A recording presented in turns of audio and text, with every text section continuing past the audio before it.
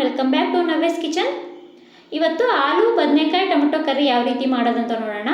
ಇದು ಚಪಾತಿ ಮತ್ತು ರೊಟ್ಟಿಗೆ ತುಂಬ ಟೇಸ್ಟಿಯಾದ ಸೈಡ್ ಡಿಶ್. ಸೊ ಎಲ್ಲೂ ಸ್ಕಿಪ್ ಮಾಡದೆ ವಿಡಿಯೋನ ಕೊನೆವರೆಗೂ ವಾಚ್ ಮಾಡಿ. ಕರಿ ಮಾಡಲಿಕ್ಕೆ ಫಸ್ಟು ಒಂದು ಪ್ಯಾನಲ್ಲಿ ಸ್ವಲ್ಪ ಎಣ್ಣೆ ಹಾಕಬೇಕು. ಎಣ್ಣೆ ಸ್ವಲ್ಪ ಕಾದ್ಮೇಲೆ ಇದಕ್ಕೆ ಒಂದು ಸ್ಪೂನಷ್ಟು ಜೀರಿಗೆನ ಹಾಕಬೇಕು. ಜೀರಿಗೆ ಹಾಕ್ಬಿಟ್ಟು ಜೀರಿಗೆ ಸ್ವಲ್ಪ ಫ್ರೈ ಆದಮೇಲೆ ಇದಕ್ಕೆ ಸಣ್ಣದಾಗಿ ಕಟ್ ಮಾಡಿರೋಂತಹ ಈರುಳ್ಳಿನ ಸೇರಿಸ್ತಾ ಇದ್ದೀನಿ. ನಾನು ಇಲ್ಲಿ ಒಂದು ಮೀಡಿಯಮ್ ಸೈಜ್ ಈರುಳ್ಳಿನ ತೊಗೊಂಡ್ಬಿಟ್ಟು ಹಾಕಿದ್ದೀನಿ. ಈಗ ಇದಕ್ಕೆ ಒಂದು ಅರ್ಧ ಸ್ಪೂನಷ್ಟು ಜಿಂಜರ್ ಗಾರ್ಲಿಕ್ ಪೇಸ್ಟ್ ಹಾಕಿ, ಜಿಂಜರ್ ಗಾರ್ಲಿಕ್ ಪೇಸ್ಟು ಹಸಿ ವಾಸನೆ ಹೋದ್ಮೇಲೆ ಇದಕ್ಕೆ ಆಲೂನ ಸೇರಿಸ್ತಾ ಇದ್ದೀನಿ. ಇಲ್ಲಿ ನಾನು ಒಂದೆರಡು ಮೀಡಿಯಮ್ ಸೈಜ್ ಆಲೂಗಡ್ಡೆನ ತಗೊಂಡಿದ್ದೀನಿ. ಯಾಕಂದರೆ ಇಲ್ಲಿ ಆಲೂ ಬದನೆಕಾಯಿ ಮತ್ತು ಟೊಮೆಟೊ ಮೂರು ಮಿಕ್ಸ್ ಮಾಡೋದ್ರಿಂದ ಕರ್ರಿ ಕ್ವಾಂಟಿಟಿ ಜಾಸ್ತಿ ಆಗುತ್ತೆ. ಸೊ ನಾನಿಲ್ಲಿ ಒಂದೆರಡು ಮೀಡಿಯಮ್ ಸೈಜ್ ಆಲೂನ ಮಾತ್ರ ತಗೊಂಡಿದ್ದೀನಿ. ಆಲೂಗಡ್ಡೆನ ಒಂದು 2 ನಿಮಿಷ ಫ್ರೈ ಮಾಡ್ಕೊಳ್ಳಿ. ಈಗ ಇದಕ್ಕೆ ಸಣ್ಣದಾಗಿ ಕಟ್ ಮಾಡಿರೋಂತಹ ಮೆಂತ್ಯ ಸೊಪ್ಪನ್ನ ಹಾಕ್ತಾ ಇದ್ದೀನಿ.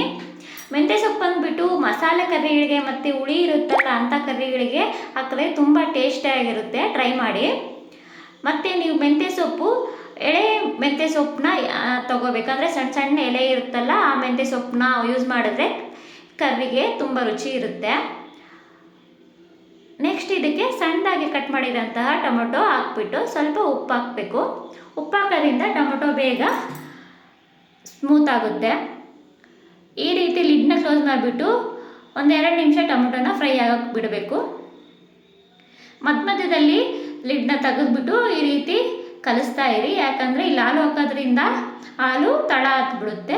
ಮತ್ತು ಇದನ್ನು ಲಿಡ್ನ ಕ್ಲೋಸ್ ಮಾಡಿಬಿಟ್ಟು 1-2 ನಿಮಿಷ ಬಿಟ್ಟು ನೋಡ್ತಾ ಇದ್ದೀನಿ. ಇಲ್ಲಿ ಟೊಮೆಟೊ ತುಂಬ ಸ್ಮೂತ್ ಆಗಿದೆ. ನೆಕ್ಸ್ಟ್ ಇದಕ್ಕೆ ಸಣ್ಣದಾಗಿ ಉದ್ದುದ ಕಟ್ ಮಾಡಿರೋಂತಹ ಬದನೆಕಾಯಿನ ಹಾಕ್ತಾ ಇದ್ದೀನಿ. ಬದನೆಕಾಯಿ ಮತ್ತು ಆಲೂನ ಯಾವಾಗಲೂ ಕಟ್ ಮಾಡಿದ ಮೇಲೆ ನೀರಲ್ಲಿ ಹಾಕ್ಕೋಬೇಕು. ಅದು ಸ್ವಲ್ಪ ಹೊತ್ತು ಹೊರಗೆ ಇಟ್ಬಿಟ್ರೆ ಕಲರೇ ಚೇಂಜ್ ಆಗಿಬಿಡುತ್ತೆ. ಸೊ ನೀರಲ್ಲೇ ಹಾಕ್ಬಿಟ್ಟು ಇಟ್ಕೋಬೇಕು. ನೆಕ್ಸ್ಟು ಇದಕ್ಕೆ 1-2 ಮೆಣಸಿನ್ಕಾಯಿನ ಹಾಕ್ತಾ ಇದ್ದೀನಿ.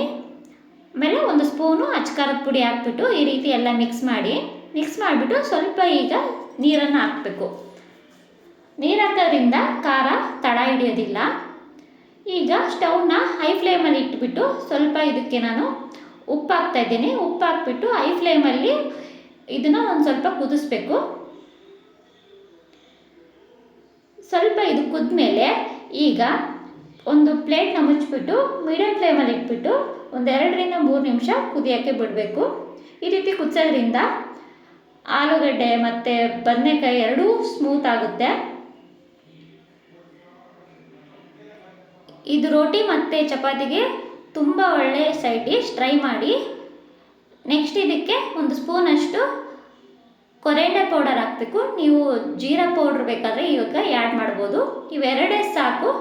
ನೆಕ್ಸ್ಟ್ ನೀವು ಯಾವುದೇ ರೀತಿ ಗರಂ ಮಸಾಲೆ ಆ್ಯಡ್ ಮಾಡಬೇಕಾಗಿಲ್ಲ. ಗರಂ ಮಸಾಲೆ ಹಾಕ್ಬಿಟ್ರೆ ಅದು ಮಸಾಲೆ ಕರಿ ಆಗಿಬಿಡುತ್ತೆ. ಅದಕ್ಕೆ ಈಗ ಕರ್ರಿ ರೆಡಿ ಆಗಿದೆ.